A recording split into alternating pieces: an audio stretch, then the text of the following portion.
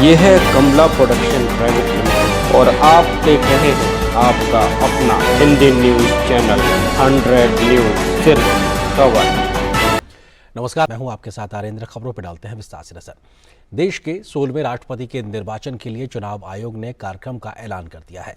जरूरत पड़ने पर 18 जुलाई को मतदान होगा, जबकि मतगणना 21 जुलाई को की जाएगी। मुख्य चुनाव आयुक्त राजीव कुमार ने बताया है कि लोकसभा, राज्यसभा और राज्यों के विधानसभाओं के मनोनीत सदस्यों को छोड़कर सांसद और विधायक राष्ट्रपति के चुनाव में वोट डाल सकेंगे। Last date for withdrawal of candidature would be Saturday, that is 2nd of July 2022, and date on which a poll shall, if necessary, be taken is 18th of July 2022. That happens to be Monday. Thereafter, we collect all the ballot boxes and bring it back to Delhi. And date on which counting, if required, shall be taken and result declared. That would be 21/7/2022. Well in advance, then the 24th of July, the last date of the Honorable President being in the office.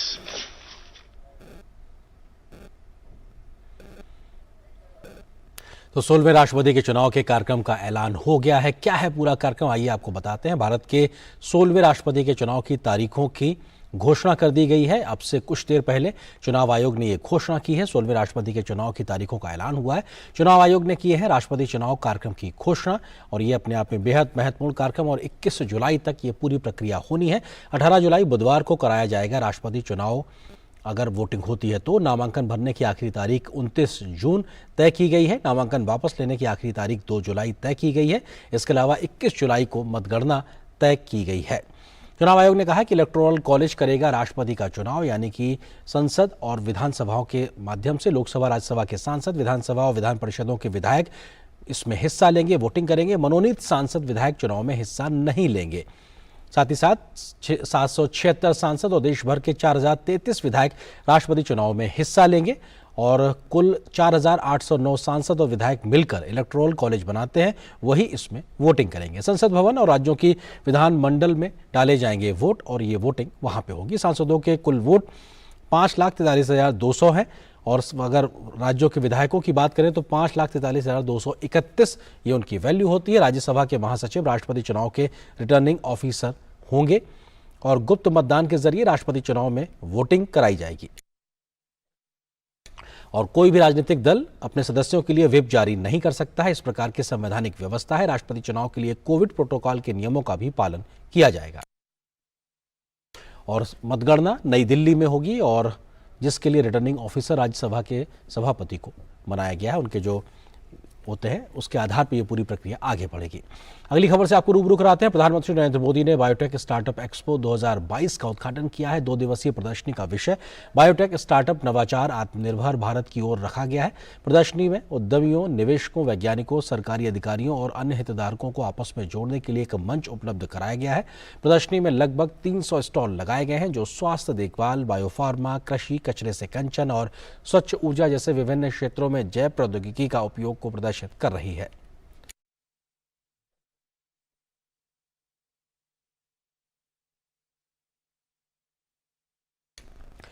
प्रधानमंत्री नरेंद्र मोदी ने प्रगति मैदान में biotech showcase portal का भी उद्घाटन किया। इस मौके पर प्रधानमंत्री मोदी ने कहा कि भारत को बायोटेक के क्षेत्र में अवसरों की भूमि माना जा रहा है, और उसके 5 बड़े कारण हैं, जिसमें विविध जनसंख्या, विविध जलवायु क्षेत्र, देश की प्रतिभा, व्यापार करने में सुगमता शामिल है। आज अगर भारत को बायोटेक के क्षेत्र में अवसरों की भूमि माना जा रहा है, तो उसके अनेक कारणों में 5 बड़े कारण मैं देखता हूं। पहला, diverse population, diverse climate zones. दूसरा, भारत का टैलेंटेड ह्यूमन कैपिटल पूल। तीसरा, भारत में ईज ऑफ डूइंग बिजनेस के लिए बढ़ रहे प्रयास। चौथा, भारत में लगातार बढ़ रही बायो प्रोडक्ट्स की डिमांड। और पांचवा, भारत के बायोटेक सेक्टर यानी आपकी सफलताओं का ट्रैक रिकॉर्ड।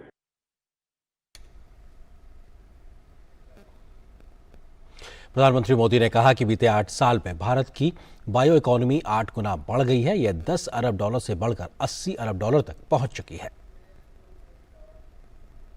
बायोटेक इंक्यूबेटर्स की संख्या और टोटल फंडिंग में भी लगभग 7 गुना बढ़ोतरी हुई है। 2014 में हमारे देश में जहां सिर्फ 6 बायो इंक्यूबेटर्स थे, वहीं आज इनकी संख्या बढ़कर 75 हो गई है।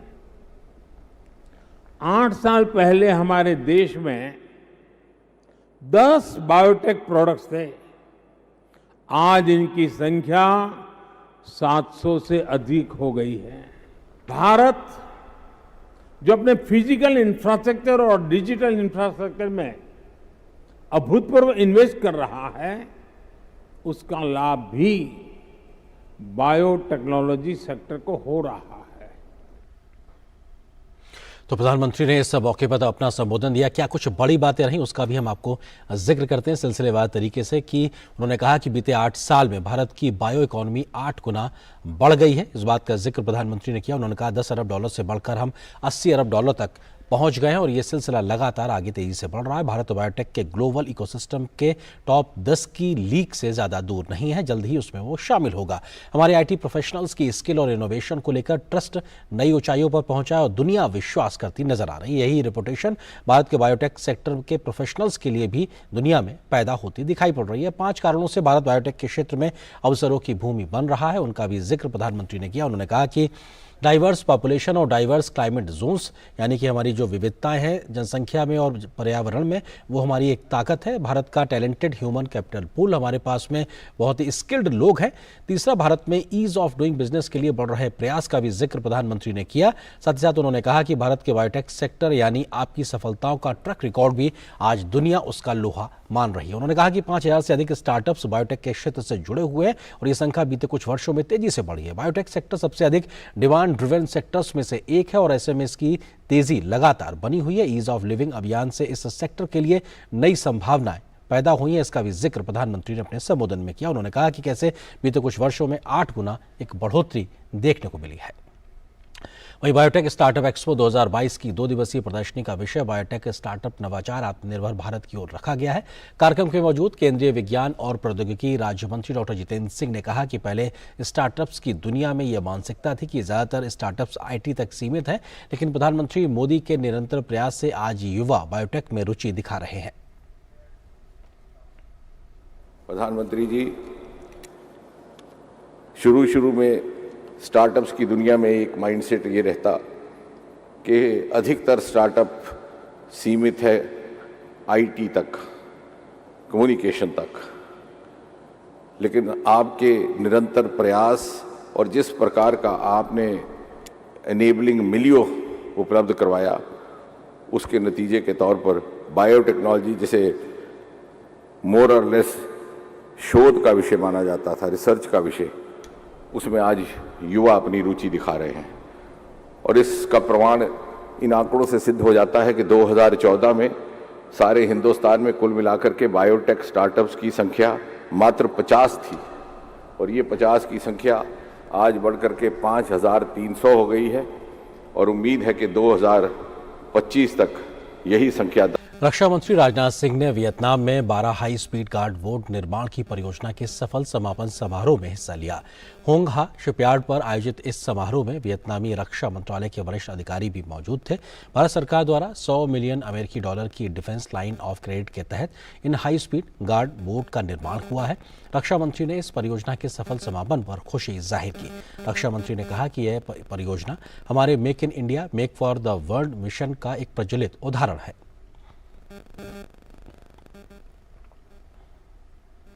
भाजपा के राष्ट्रीय अध्यक्ष जेपी नड्डा ने पश्चिम बंगाल के अपने दौरे के आज हावड़ा के बेलूर मठ में पूजा अर्चना की।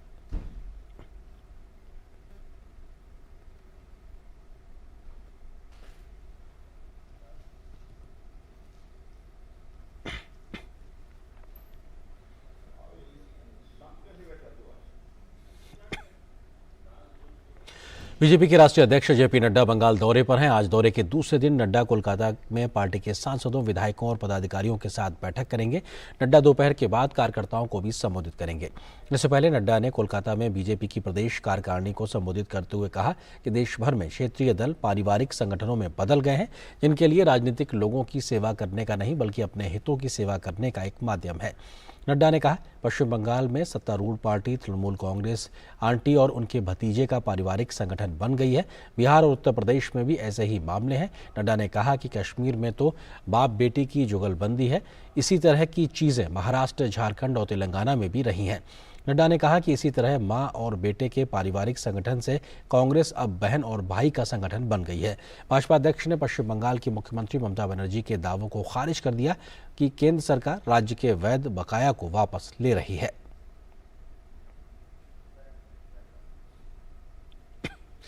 विधान परिषद चुनाव में भारतीय जनता पार्टी के प्रत्याशियों ने गुरुवार को मुख्यमंत्री योगी आदित्यनाथ, प्रदेश अध्यक्ष स्वतंत्र देव सिंह, उप मुख्यमंत्री केशव प्रसाद मौर्य और ब्रजेश पाठक सहित अन्य वरिष्ठ नेताओं की उपस्थिति में अपना नामांकन किया।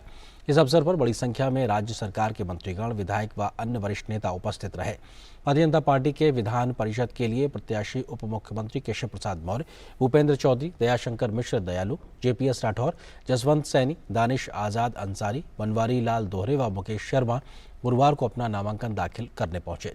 इससे पहले सभी प्रत्याशी सुबह प्रदेश कार्यालय पहुंचे। विधान परिषद प्रत्याशियों ने प्रदेश अध्यक्ष स्वतंत्र देव सिंह, प्रदेश महामंत्री संगठन सुनील बंसल व अन्य पार्टी पदाधिकारियों से मुलाकात की। पार्टी कार्यालय स्थित कुशाभाऊ ठाकरे सभागार में सभी प्रत्याशियों का प्रदेश अध्यक्ष स्वतंत्र देव सिंह ने पार्टी का पटका पहनाकर स्वागत किया और शुभकामनाएं दी। इस अवसर पर प्रदेश महामंत्री गोविंद्र नारायण शुक्ल, अमरपाल मौर्य, मीडिया प्रभारी मनीष दीक्षित सहित तमाम अन्य पार्टी के पदाधिकारी व बड़ी संख्या में कार्यकर्ता मौजूद रहे। राष्ट्रीय जांच एजेंसी एनआईए ने आतंकवाद से जुड़े एक मामले की जांच के तहत आज तमिलनाडु के कई जगहों पर छापेमारी की। एजेंसी ने चेन्नई के कई स्थानों पर आज तलाशी ली है।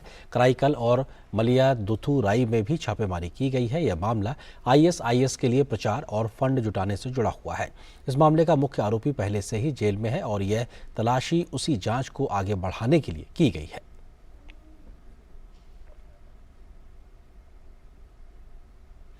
मनी लॉन्ड्रिंग मामले में गिरफ्तार दिल्ली के मंत्री सत्येंद्र जैन की ईडी हिरासत 5 दिन के लिए बढ़ा दी गई है। प्रवर्तन निदेशालय ने जैन की 9 दिन की हिरासत अवधि खत्म होने के बाद आज उन्हें दिल्ली की राउज एवेन्यू कोर्ट में पेश किया था। ईडी ने अदालत से अनुरोध किया कि जांच को आगे बढ़ाने के लिए सत्येंद्र जैन को 5 दिन के लिए और हिरासत में दिया जाए। हालांकि जैन के वकील ने इसका विरोध किया। अदालत ने जैन की हिरासत 13 जून तक बढ़ा दी है। कोर्ट से निकलते समय सत्येंद्र जैन की तबीयत अचानक बिगड़ गई, जिसके बाद उन्हें दिल्ली के आरएमएल अस्पताल ले जाया गया। सत्येंद्र जैन के वकील ऋषिकेश कुमार ने बताया कि कोविड से उबरने के बाद कुछ जटिलताएं अब भी बनी हुई हैं, जिसके कारण उनकी तबीयत अचानक खराब हो गई। देखिए, हेल्थ वाइज जो पहले से ही उनको है, कोविड की वजह से उनको सीवियर कोविड हुआ था और उसके बाद से स्लीप एपनिया की प्रॉब्लम थी, जिसपे वो सीपैक एक डिवाइस होता है जो कि ऑलरेडी वो एडमिनिस्टर हो रहा था। इसके अलावा और भी इश्यूज़ हैं जो इनके साथ में हैं, मेडिकल इश्यूज़। इन्होंने आज इसको डिस्क्लोज भी किया कोर्ट के समय, और जब कोर्ट से बाहर निकल रहे थे तो अचानक उनकी तबीयत बिगड़ गई है और ईडी ने फिर उसके बाद हॉस्पिटल ले जाने के लिए बोला गया।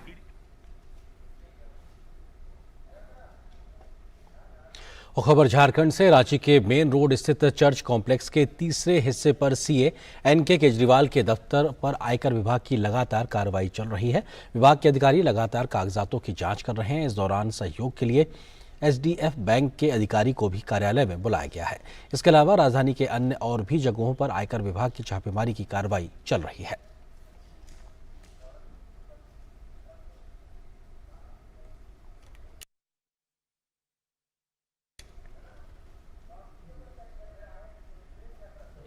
मुंबई की एक अदालत महाराष्ट्र के पूर्व गृह मंत्री अनिल देशमुख एवं मंत्री नवाब मलिक की जमानत अर्जियों पर आज फैसला सुना सकती है। इस मामले में मुंबई उच्च न्यायालय के न्यायाधीश भारती डोंगरे ने केस से खुद को अलग कर लिया है। प्रवर्तन निदेशालय ने देशमुख और मलिक की अर्जियों को यह कहते हुए विरोध किया कि जनप्रतिनिधित्व कानून के तहत कैदियों का कोई मताधिकार नहीं होता है। दोनों नेता धन शोधन के अलग अलग मामलों में फिलहाल जेल में बंद है। मुंबई में बांद्रा पश्चिम के शास्त्री नगर इलाके में 2 मंजिला मकान का ढांचा गिरने से एक व्यक्ति की मौत हो गई और 17 अन्य लोग घायल हो गए। मुंबई पुलिस के अनुसार शास्त्री नगर में एक G+2 इमारत रात 12:15 बजे गिर गई, जिसमें ग्राउंड फ्लोर के सभी लोग सुरक्षित हैं। पहली मंजिल पर 6 लोग थे जो मामूली रूप से घायल हुए हैं। दूसरी मंजिल पर 17 लोग थे जिनमें 16 लोग घायल हुए हैं। इनका इलाज चल रहा है, जबकि एक व्यक्ति की इस घटना में मृत्यु हो गई है। केंद्रीय विज्ञान एवं प्रौद्योगिकी और पृथ्वी विज्ञान राज्य मंत्री डॉक्टर जितेंद्र सिंह ने कहा है कि भारत वर्ष 2023 में अपना पहला मानव अंतरिक्ष मिशन गगनयान और पहला मानव सागरीय मिशन समुद्रयान शुरू करके अंतरिक्ष जगत में विशेष स्थान प्राप्त कर लेगा। नई दिल्ली में विश्व सागरीय दिवस समारोह में डॉक्टर सिंह ने कहा, दोनों अंतरिक्ष मिशनों का परीक्षण किया जा रहा है। उन्होंने विश्वास व्यक्त किया है कि यह दोनों मिशन वर्ष 2023 में सफल होंगे। डॉक्टर जितेंद्र सिंह ने कहा कि सरकार बहुत जल्द ब्लू इकोनॉमी पॉलिसी यानी समुद्र संबंधी आर्थिक नीति शुरू करेगी, जिसमें वर्ष 2030 तक करीब 4 करोड़ लोगों को रोजगार उपलब्ध होगा। And now the concern is, of course, so now as we go about rejuvenating and renovating our beaches, also the concern is how to preserve what is getting depleted. And as I was going through the figures, about 90% of the fish population depleted and 50% of coral reefs destroyed. So I think that is one challenge, and that's why some of us have laid down before ourselves the goal of protecting 30% of the blue planet by 2030, giving it a fancy name of 30 into 30. So we are able to preserve 30 by the time we reach 30. और बात Covid से जुड़ी हुई। स्वास्थ्य और परिवार कल्याण मंत्रालय के मुताबिक देश भर में पिछले 24 घंटों में 7,240 मामले दर्ज किए गए हैं। वहीं पिछले 24 घंटों में 3,591 मरीज उपचार करवाकर कोविड से स्वस्थ हो चुके हैं, जिसके बाद देश में रिकवरी रेट 98.71% हो गई है। तो वहीं साप्ताहिक पॉजिटिविटी रेट वर्तमान में 1.31% दर्ज की गई है। दैनिक पॉजिटिविटी रेट भी 2.13% हो गई है।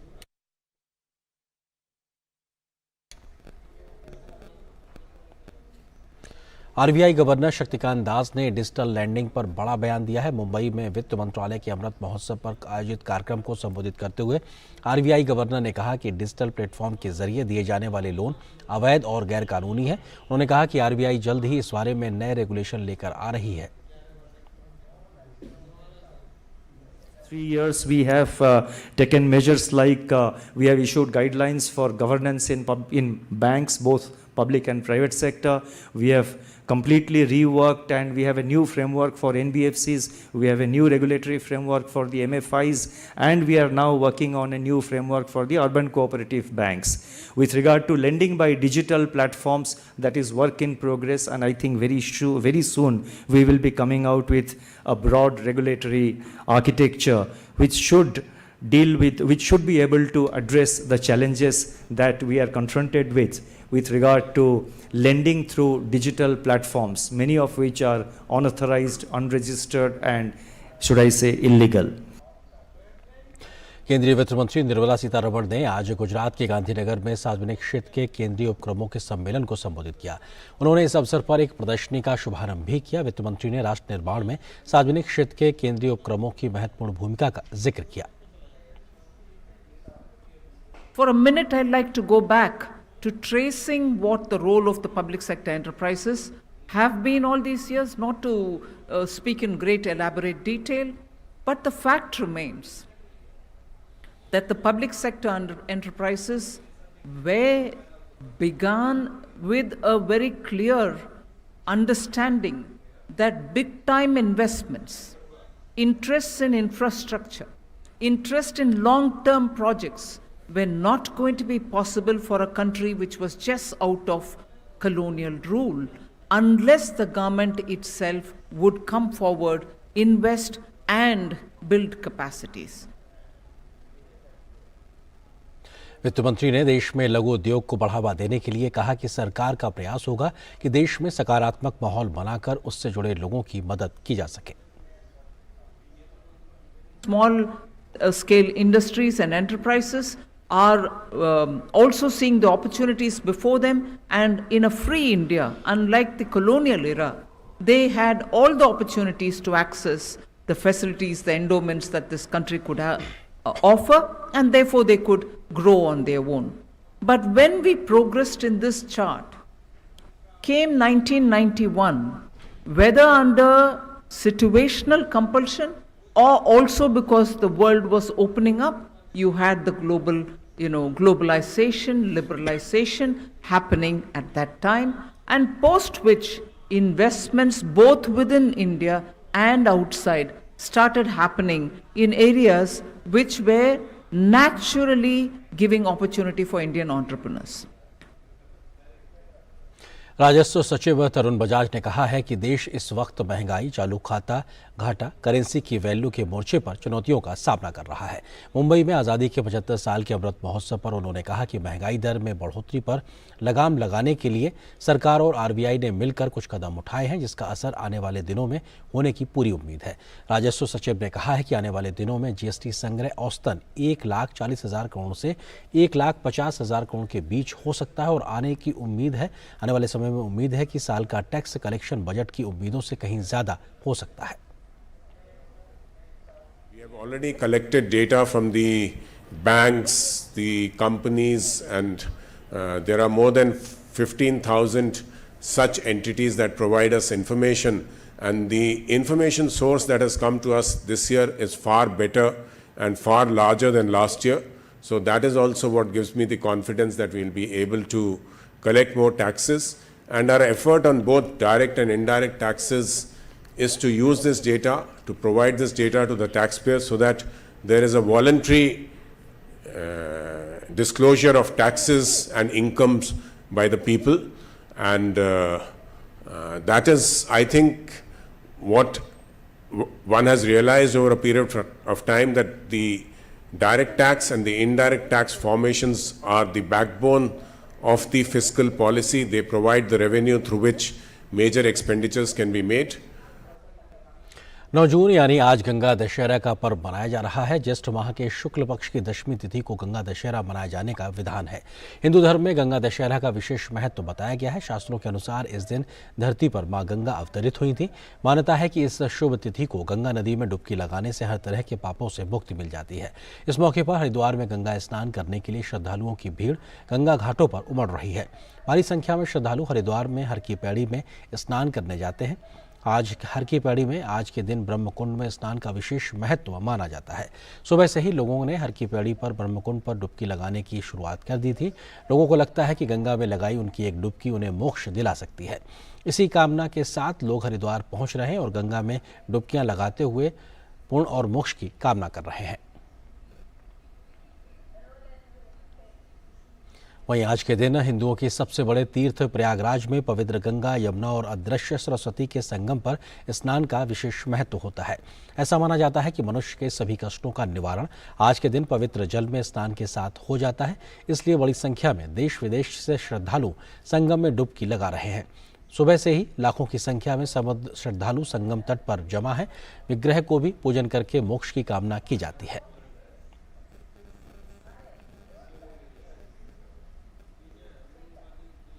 और खबर अंतर्राष्ट्रीय जगत से। यूरोपीय संसद ने साल 2035 से नई पेट्रोल और डीजल कारों की बिक्री पर यूरोपीय संघ के प्रभावी प्रतिबंध के पक्ष में मतदान किया है। यह कदम अगले दशक में यूरोप के कार्बन उत्सर्जन में कटौती के लिए यूरोपीय संघ की जलवायु परिवर्तन नीतियों का एक हिस्सा है। सांसदों ने पिछले साल यूरोपीय आयोग द्वारा 2035 तक नई कारों से CO2 उत्सर्जन में 100% की कमी की आवश्यकता के प्रस्ताव का समर्थन किया, जिससे उस तारीख से यूरोपीय संघ में जीवाश्म ईंधन से चलने वाले वाहनों को बेचना असंभव हो जाएगा। ये कानून अभी अंतिम नहीं है। हालांकि यूरोपीय संसद की हरी झंडी के सदस्य देशों के साथ इस पर आगामी वार्ता के लिए रास्ता साफ कर दिया है।